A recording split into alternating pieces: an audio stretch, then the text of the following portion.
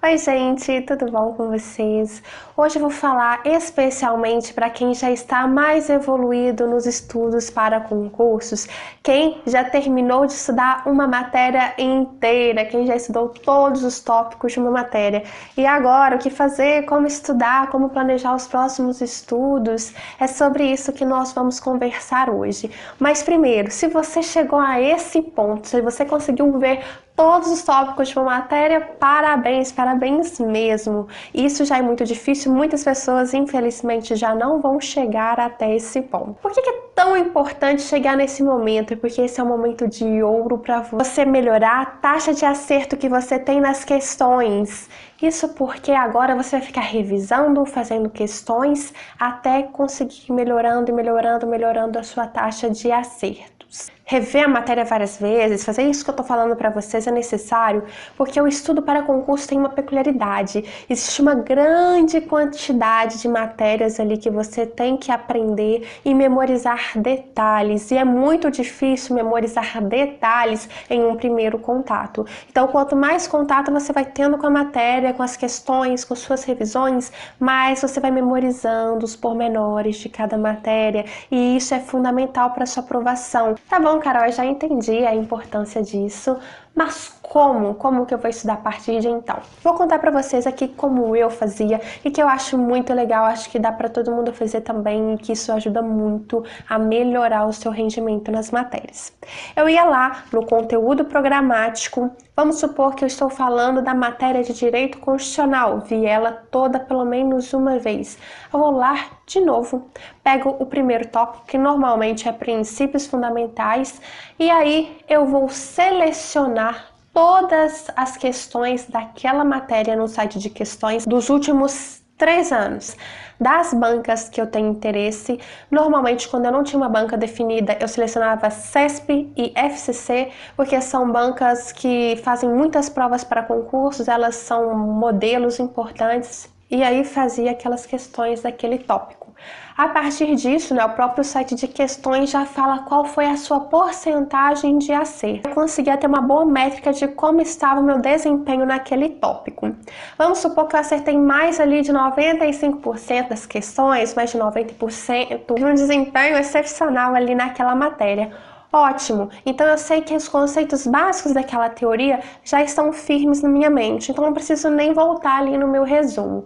O que eu fazia nessas circunstâncias era simplesmente me manter bem certa de que eu entendi aquelas questões que eu errei e ler a lei seca daquele tema. Então eu li ali na Constituição os artigos referentes a esse tipo de conteúdo. E por aí acabou caso eu tivesse tido esse desempenho. Agora, se eu tive um desempenho menos de 80% de acerto, por exemplo, aí pra mim era preocupante, ligava ali um sinal de alerta.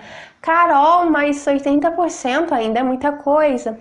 Mas pensa comigo, quem já estudou toda a matéria pelo menos uma vez já tem uma taxa de acerto muito boa, em torno de 70%, 75%, então a gente tem que melhorar isso daí, tem que ser exigente mesmo. Por quê?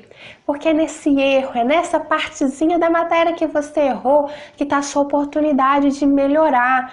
Quanto mais alta já é a sua taxa de acerto, mais difícil fica de melhorar. Então você tem que se ater a esses detalhes, se ater àquelas partezinhas que não estão tão claras para você, porque é ela que vai fazer diferença no dia que você for fazer a prova. Vai ser ali 1, 2 questões que fazem total diferença na hora que você faz o concurso e sai a lista dos aprovados. Uma questão já te deixa muito mais à frente. Você precisa entender muito bem por que você errou, entender as partes que você está confundindo ou que não estão tão claras para você. Eu fazia o quê? Eu li o meu resumo inteiro sobre aquela matéria, tentava esclarecer tudo. Caso tivesse alguma parte que estava caindo nas questões e que não estavam nos meus resumos, eu procurava isso no YouTube ou na internet, normalmente no YouTube. Colocava especificamente aquela partezinha que eu estava com dificuldade, assistia uma aula, um professor comentando sobre aquilo, e aí fazia anotações se fosse preciso, alguma tabela, algum quadrinho que sintetizasse aquilo de uma forma que eu compreendesse, e aí sim, Aí sim eu partia para frente pro próximo tópico. Muita alegria quando você já tá nessa parte, gente, porque aí você só fica ali aparando as arestas para cada vez aumentar o seu rendimento. E você vai repetindo isso, você vai ficando cada vez melhor nas matérias. Ah, Carol, mas se tiverem muitas questões? Ai, selecionei aqui, deu 300. Você diminui o número de anos. Eu fazia normalmente em torno de, sei lá, umas 80, 100 questões por matéria, mais ou menos isso. Se eu tivesse com mais dificuldade, fazia mais. Então, é essa a dica que eu tenho para passar para vocês hoje.